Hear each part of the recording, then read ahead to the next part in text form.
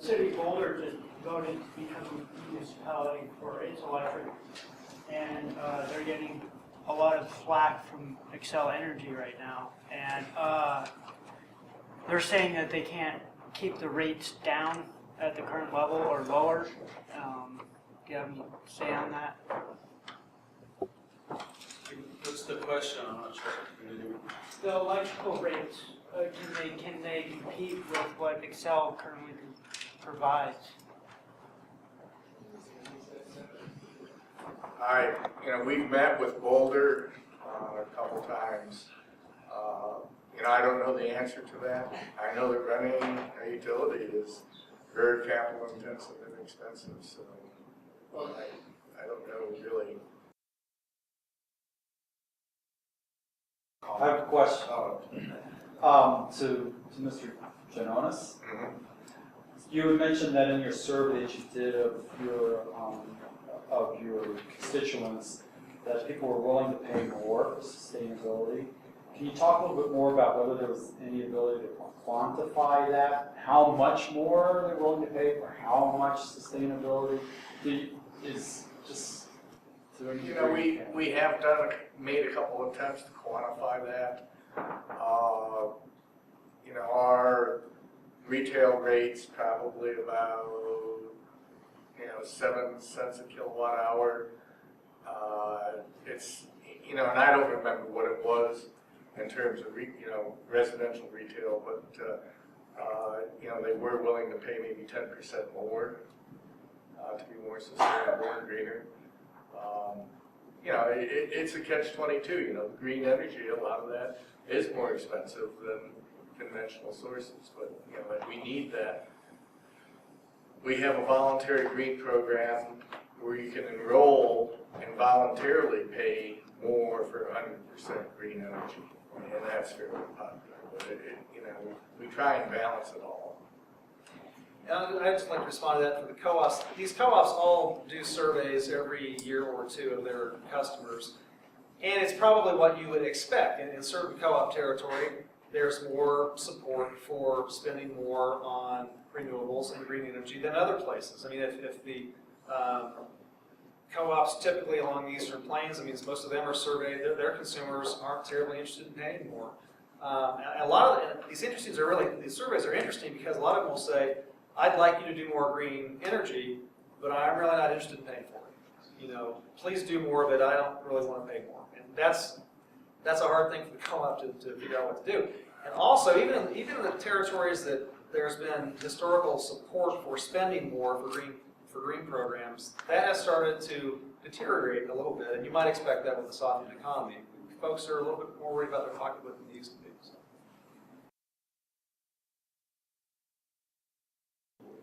My question is, on the Poudre, if you're familiar with that section they call the White Mile, and I was wondering if anybody has tried harvesting any of that water coming through and using it as energy, because the gradient is steep enough that creates that. If there was some way to, not necessarily damming, but putting something in there that may, because of the gradient and because of the water flow there, it seems like power could be created with that. We're looking at various small hydro right now. It seems like there's been some technology improvements in some of the hydro technology to make some of that competitive. And I can't say for certain, but I think we might be pursuing a small hydro project here pretty soon.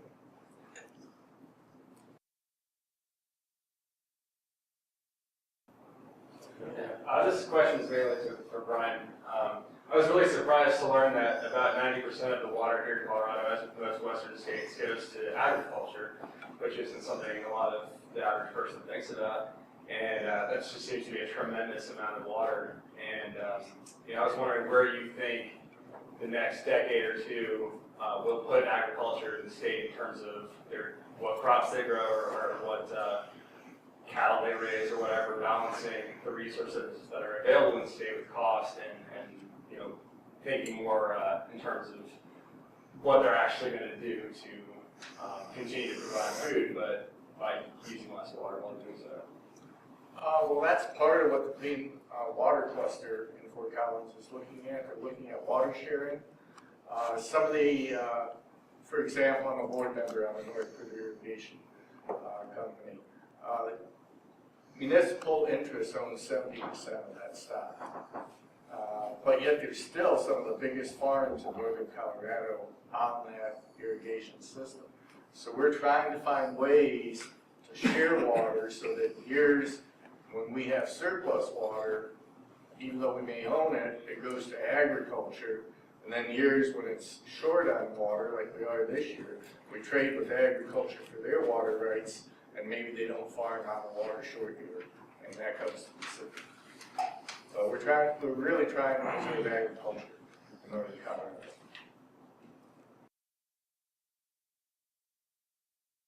Yeah, this is mostly for Mr. Singer. You mentioned, you showed some of those pictures of some renewable projects that Tri-State has acquired to meet their RPS. Are there things that the REAs are doing to sort of help Tri-State, or are they in this together with regards to the RPS? Yeah, absolutely. Most of the photos I showed were actually distribution co-op projects. Only the Cimarron Solar and those couple of big wind projects were actually Tri-State sponsored projects. All the rest of those things were actually distribution co-op projects. And one thing I didn't mention, about 5 years ago, Colorado passed a net metering statute for the co-ops, and we fought that for a few years because essentially, you know, you're telling somebody that, okay, you can put a solar array on your roof, and you can essentially get retail credit for it, which a lot of our managers felt, well, that's really just not fair because other members of your co-op are essentially subsidizing that, which is true, but I think we finally came to the realization it's not that big of a subsidy. And I think that's true, but we are seeing many, many, many solar arrays in co-op territory. And I think, you know, they only do it because you're getting retail credit for your array. Well, that's not the only thing. I mean, you get, it depends on where you live and which co-op. Some co-ops have rebates for the arrays themselves and some don't. But net metering, I think, has been a place where individual co-ops have contributed to a lot more renewables. It's mostly solar. There are some wind net metered systems, but it's mostly solar. So we've seen a lot of uptake on that. And then, like I said, these community solar farms have become very popular. I know, like I said, I think there are 5 or 6 that are on the ground, and I know there are 3 or 4 more co-ops who are considering doing that because their consumers are interested in buying into them. So there's a lot of activity on the distribution level. I do have a question for you, Ken. Sure. About, I mean, you mentioned the different politics and different geographic interests Yes. between the different REAs. How do you, is there also different opinions between Tri-State and the REAs, and how do you manage some of that? Oh gosh, sure. You know, we have interesting board meetings at both Tri-State and CREA. I mean, you just, you know, as you would expect, I mean, Tri-State's 44 co-ops over a 250,000 square mile territory. And Tri-State just adopted a new rate effective January 1, which it's fairly controversial within the co-op family as to, I mean, the rate is intended to sort of rebalance who pays to run the system. You know, Tri-State needs about $1,200,000,000 in revenue each year, and they're shifting from more of it being on the residential side to more of it being on the industrial side. And that's causing some of the industrial customers a lot of heartburn. All of a sudden, the electricity they're buying this year is going to cost them a couple million more than they paid last year. And there are lawsuits involved and complaints, but Tri-State's doing that to try to kind of even out its load curve and defer a new power plant. I mean, those new power plants are what really drive up costs, and if you can defer that $1 billion investment a few years, that's in your best interest. That's what Tri-State's trying to do. And I'm not sure I answered your question at all. But there's a lot of politics among any kind of association like this. You know, it's no different than the Colorado counties or Colorado Municipal League. You have different points of view, and you just work through it. We've been pretty good at that. Yes, this question is for Ken. When Brian was showcasing some of the drivers of change, and as the 21st Initiative response, one of those was workforce issues. and under a sustainability kind of definition. And I'm wondering, from a co-op perspective, do you see workforce issues when you think about sustainability? Is that also a driver of your change? Yeah, absolutely. You know, it's interesting. This is the same kind of statistics Brian was talking about. We've got a lot of experienced utility people retiring and going out the door, and it's a real concern nationally for the co-op program as to who's going to step into those management positions all over the country. And I don't know that we've come up with the answer to it. You know, we've tried to look at in Colorado, are there institutions of higher ed someplace which could create some kind of a electric utility management program. But that's not gotten off the ground. And right now, I think at least in the co-op world, managers are just brought up from within the co-op, and they're not typically, there's not too much folks coming in from outside, although there's some of that. So it's a question, it's a problem, and I don't think we've got a great answer to it right now. With the changing environment, growth patterns, things changing a lot quicker than they appear to have been in the past, how can we help as citizens, users, whatever, speed up this ridiculous bureaucratic process of getting new things in place? Cutting down the cost, cutting down the time. You know, I'm worried about the environment. If we need new reservoirs or we need a new plant here, how do we speed up that process so we can meet the needs? How do we help? I'm open for some good ideas. You know, the process just seems to have become a quagmire. I mean, I don't know. I don't know if you'd agree with me.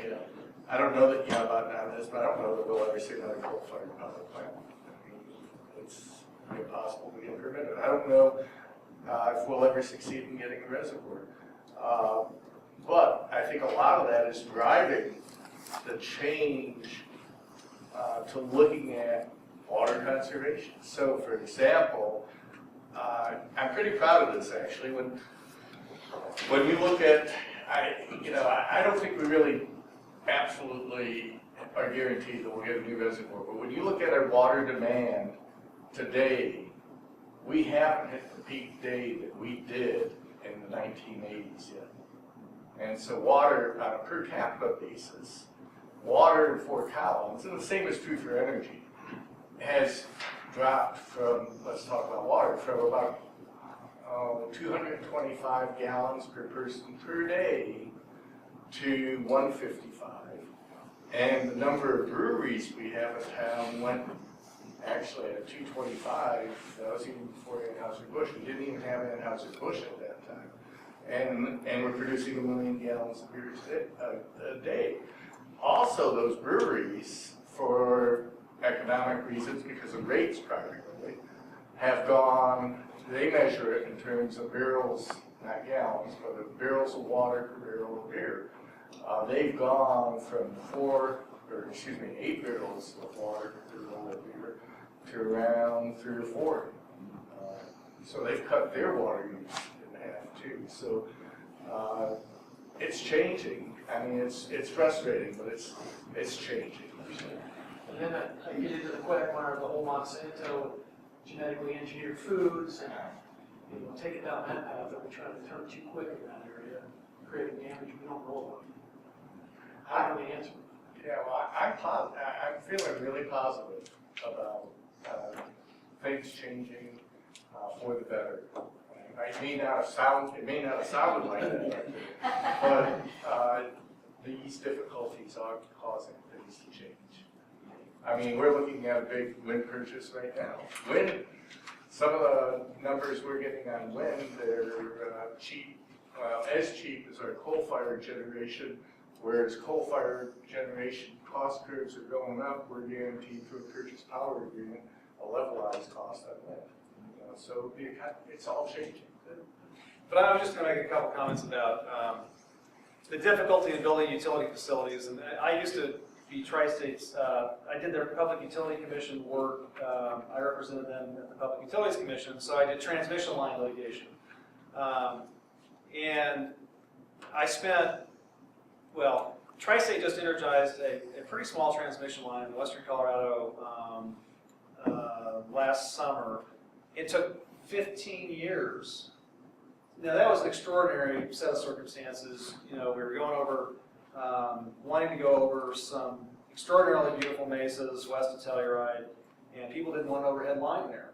And I understand that. It's a gorgeous place, and in fact, Tri-State ended up building 9 miles of that transmission line underground at an extraordinary cost.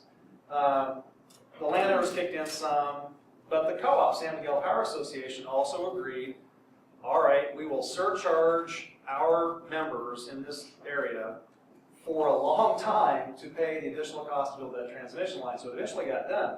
But then another example was a line that Tri-State and Excel wanted to build out of the San Luis Valley. You've got a great solar resource in the San Luis Valley, but you don't have enough transmission capacity to get it out of there. So Excel and Tri-State proposed this line to go essentially from Alamosa to Walsenburg. Well, it just happened to go across what used to be the Forbes Trinchera Ranch, which is now owned by a guy named Louis Bacon. Now, you guys may have read about this. I won't bore you with all the details. But he's a hedge fund billionaire.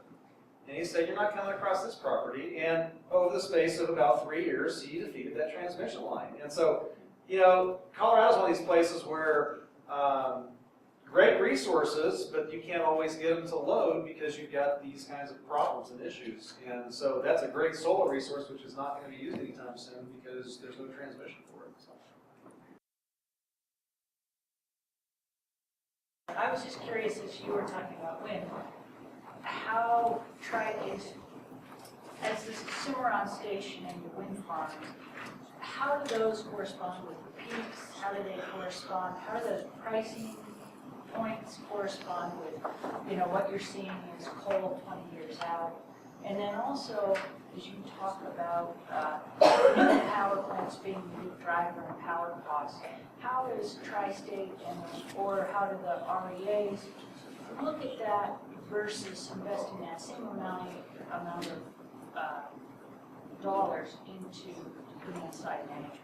My gosh, how much time do we have? I mean, that's, you know, they're all great questions, very, very complicated. To your first question about how do those resources match up with the peak, and the answer is solar does okay, but the wind, you know, those wind farms, you've all seen these charts, but some days they'll be pretty good, pretty steady, and the 30 megawatt, 50 megawatt wind farm will produce 50 megawatts. Other days there's nothing. Other days it goes like this. And you've got to match load to generation, and so you've got to fill these peaks. So the wind resource is tough. The solar resource is pretty good because it'll come up and stay on the line and then come down in the evening.